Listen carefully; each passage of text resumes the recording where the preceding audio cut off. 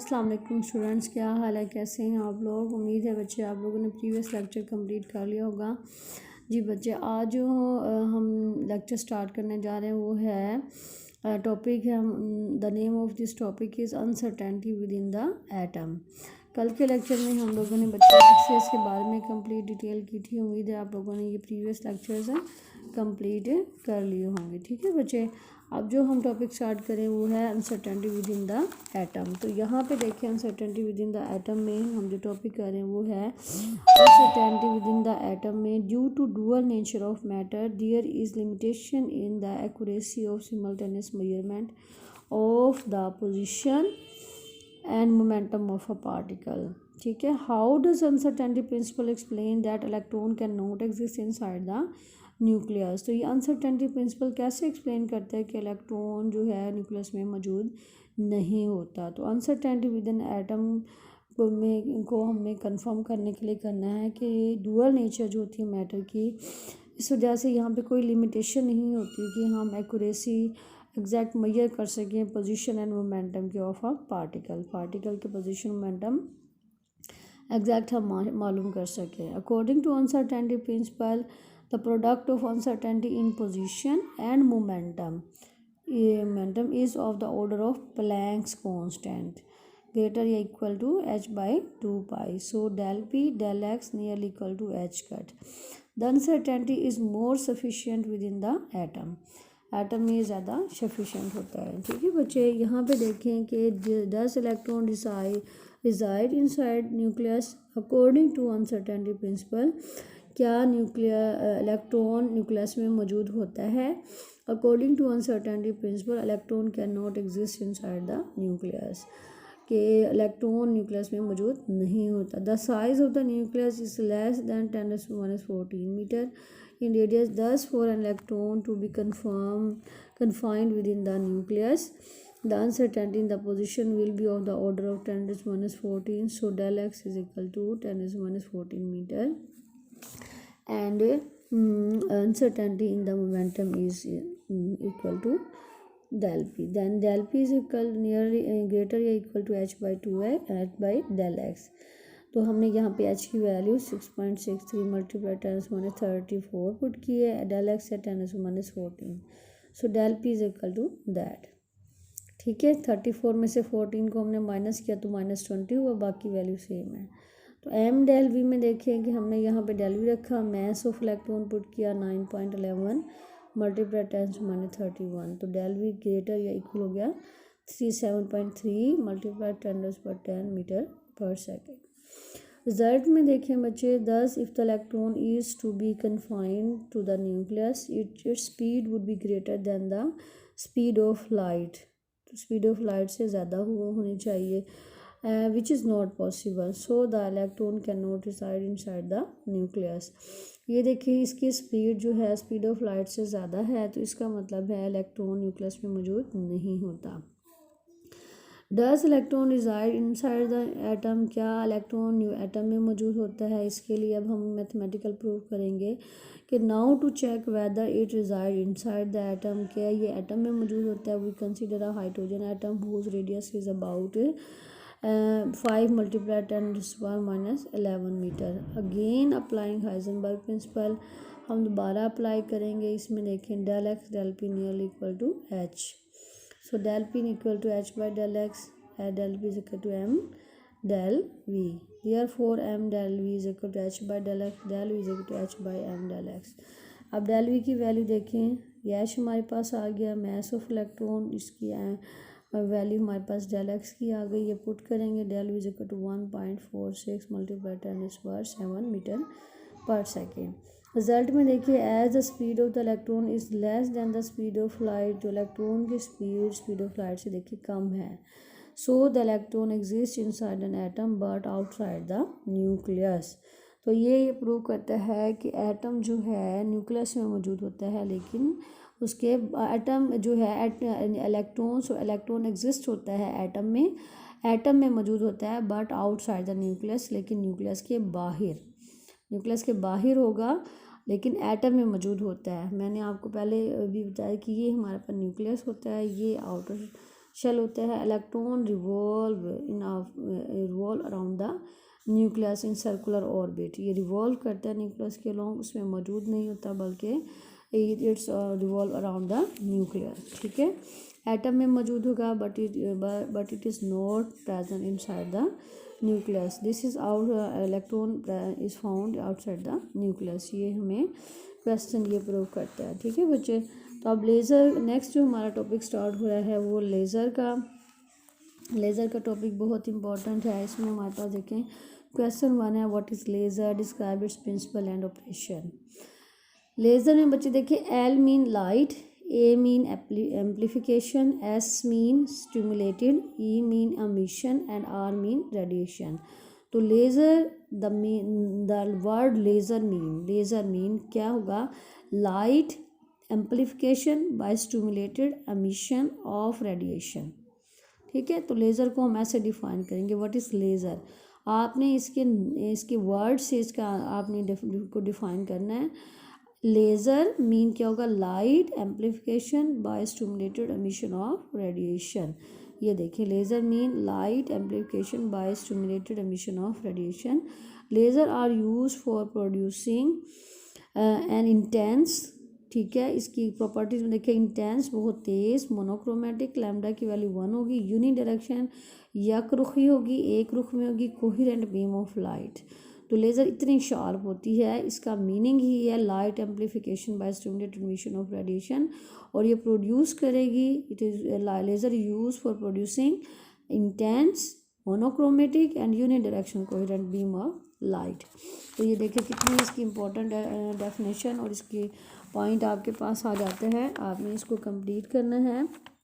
Laser में देखिए the working of laser involve 2 most important terms, stimulated emission and population inversion. यहाँ पे देखिए स्टिमुलेटेड एमिशन और पॉपुलेशन इन्वर्शन में ये कुछ डायग्राम्स आपको दी हुई हैं। ये मैं इसकी कलरफुल डायग्राम भी आपको दिखा देती हूँ कि क्या है। ठीक है बच्चे, तो ये आपने इसको अच्छे से कंप्लीट करना है। ये आप देखें इसकी डायग्राम, ये हमारे पास है ये लेज़र की। ठीक है, ये यहाँ पे ये इंड्यूस्ड अब्जॉर्प्शन है, इंड्यूस्ड अब्जॉर्प्शन। ठीक है, E1 ग्राउंड स्टेट में है, फिर सेकंड स्टेट में गया, E2 उसकी एनर्जी है, HF फोटोन मूव कर रहा है। ये इंड्यूस्ड अब्जॉर्प्शन, स्पॉन्टेनियस एमिशन और इंड्यूस्ड एमिशन के बारे में डिटेल आपको बताई हुई है। साथ साथ मैं आपको डायग्राम और इसकी डिटेल मैं बताती रहती हूँ। ठीक है बच्चे, अब यहाँ पे देखें कि हमारे पास डायग्राम में है spontaneous and stimulated emission.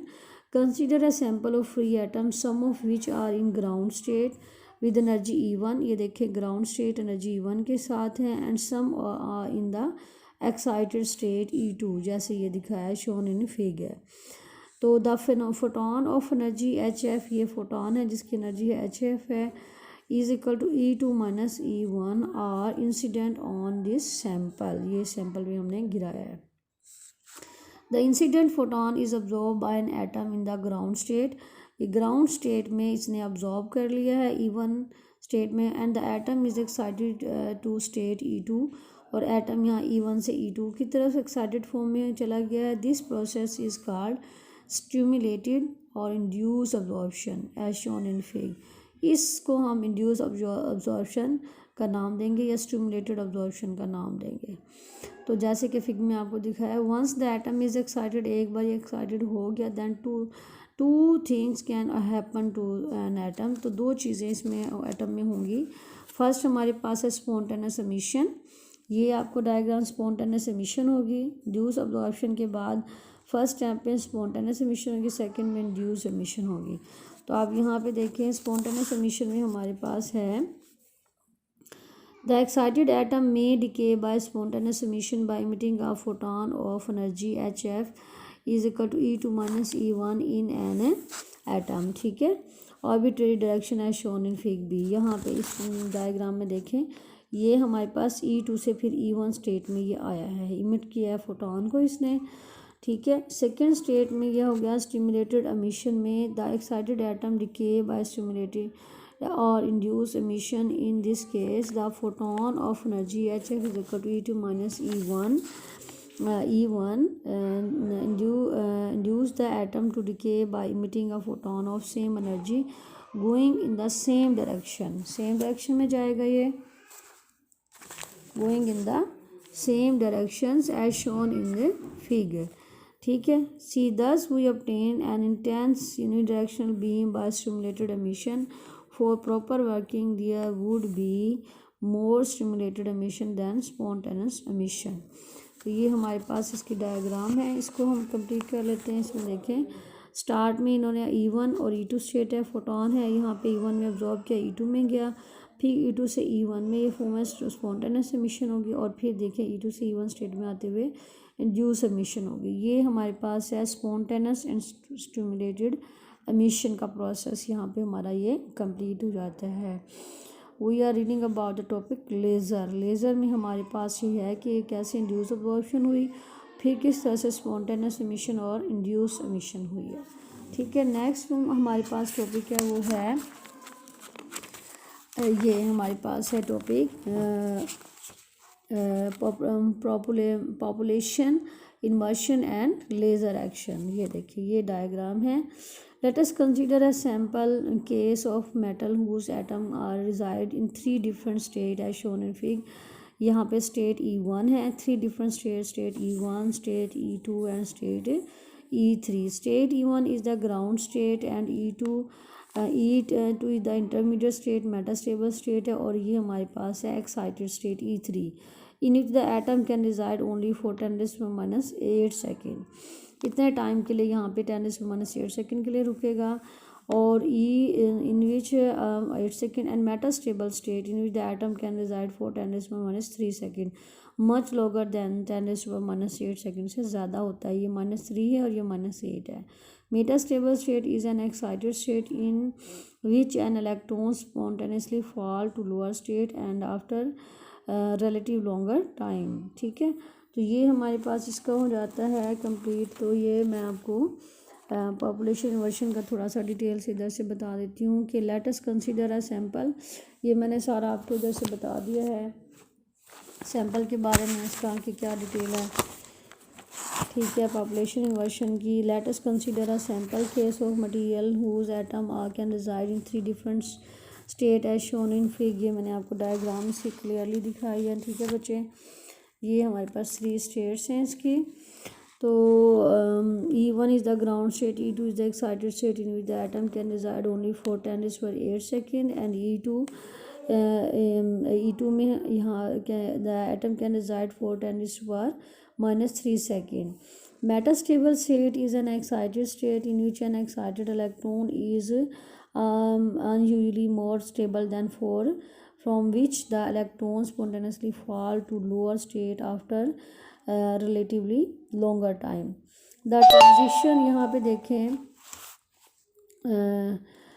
to the metastable state are difficult as compared to other excited states. So instead of direct excitation to this state, the electron are excited to high level for spontaneous fall to metastable state. यहाँ पे वो ये देखें कि ये हमारे पास photon emit होंगे, ये ग्राउंड स्टेट से एक्साइटेड स्टेट में होंगे। एक्साइटेड स्टेट में 10⁻8 सेकेंड स्टे किया, यहाँ से फिर ये मेटास्टेबल स्टेट में आए हैं, they reside for time 10⁻³ second and after this ये यहाँ पे इधर ये मेटास्टेबल स्टेट से ग्राउंड स्टेट में आ गए हैं, ठीक है। तो ये हमें काफ़ी सारे यहाँ पे 1 2 3 आपको दिखाए हैं, 1 2 3 4 5, ये हमें इस तरह से इसकी उसी डायरेक्शन में उसी तरह से हमें फोटोन जैसे हमने इमिट किया था हमें मोर देन 3 4 हमें ज़्यादा एक्स्ट्रा में मिलेंगे, ठीक है। तो ये है population inversion. Let the incident photon of energy HF E3-E1 raise the atom to excited state E3 from ground state E1। The excited atom do not decay back to E1, वो वापस E1 में नहीं जाएंगे, but the atom decay to E2 spontaneously. मैंने आपको बताया E1 से E3 में गए, E3 से डायरेक्ट नहीं आएंगे E1 में, बल्कि E1 से E3 में गए, E3 से E2 और E2 से E1 में आएंगे, ठीक है।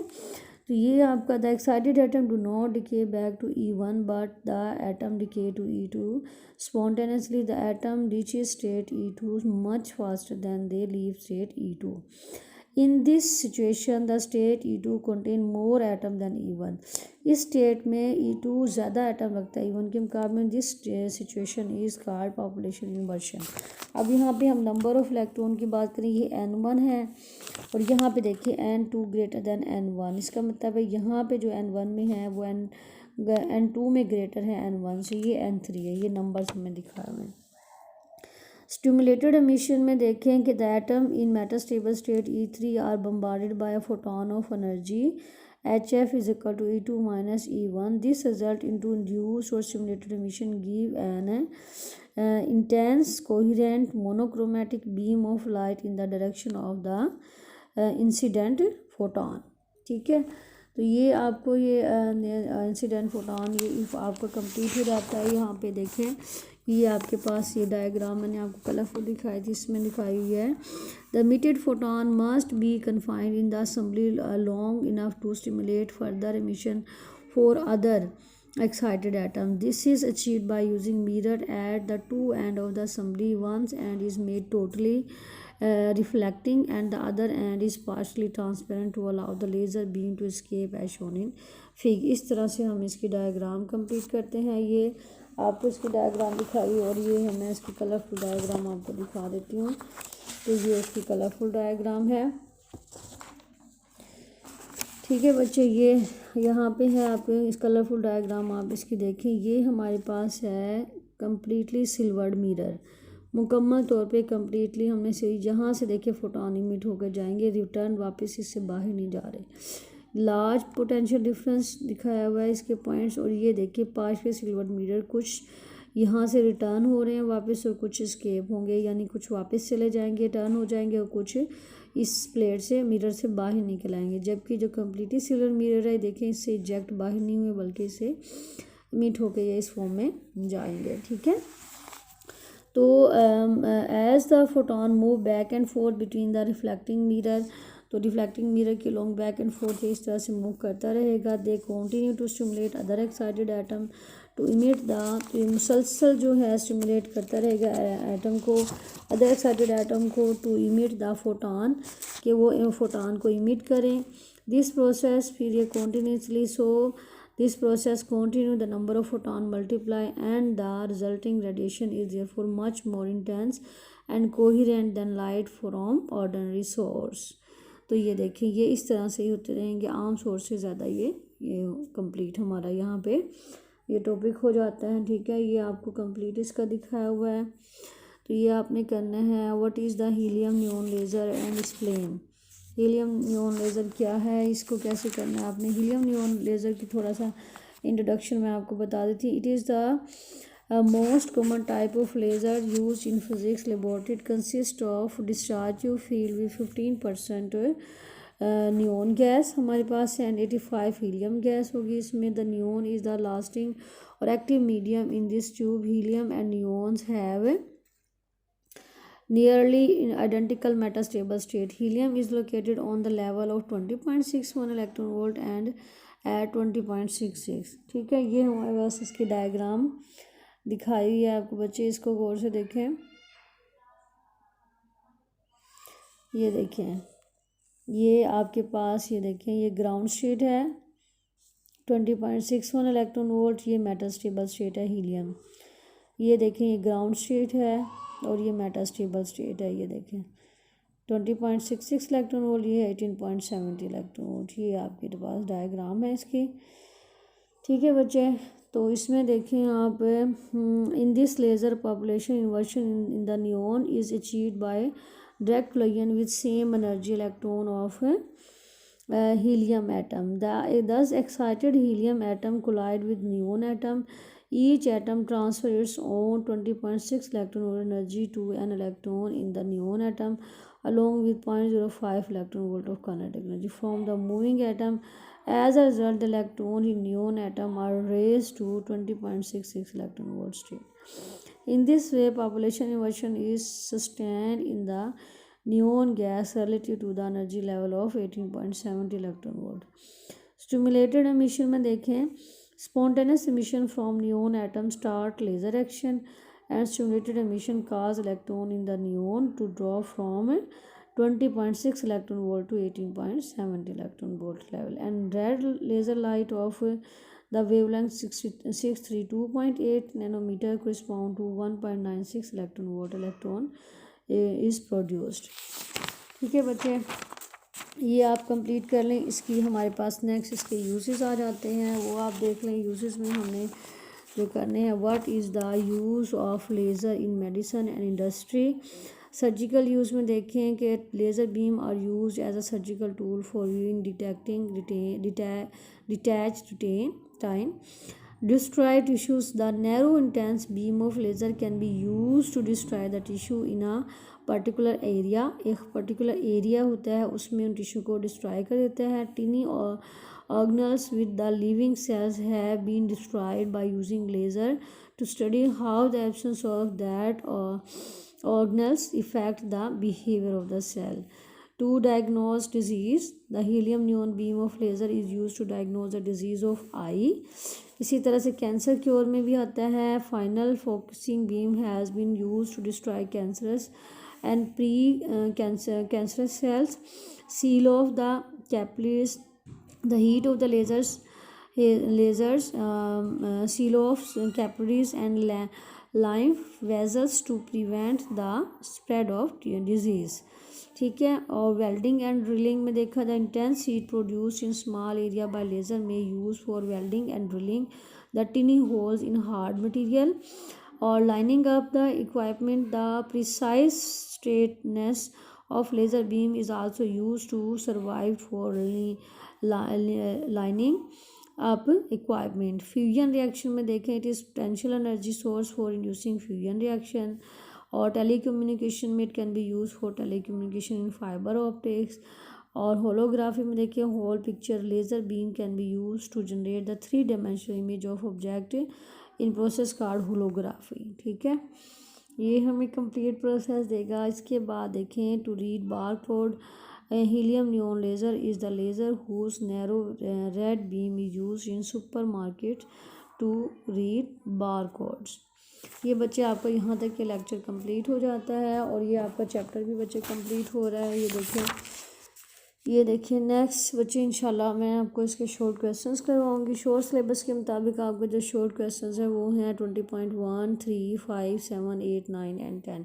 ये इंशाल्लाह नेक्स्ट लेक्चर में मैं आपको कंप्लीट करवा दूंगी. आपसे बच्चे ये कहना था कि आप लोगों का ये लेज़र का टॉपिक भी कंप्लीट हो गया है. ठीक है बच्चे, लेज़र का टॉपिक और ये uncertainty within the atom, ये मैंने आज के लेक्चर में कंप्लीट करवा दिया है. ये एक्स रेज का टॉपिक आपको हो गया है, लेज़र, एक्स रेज. ठीक है, और ये इनर्शियल ट्रांजिशन का टॉपिक एनर्जीज का मैंने आपको कंप्लीट करवा दिया है. ये बच्चे आप लोगों ने अच्छे से इसको करना है.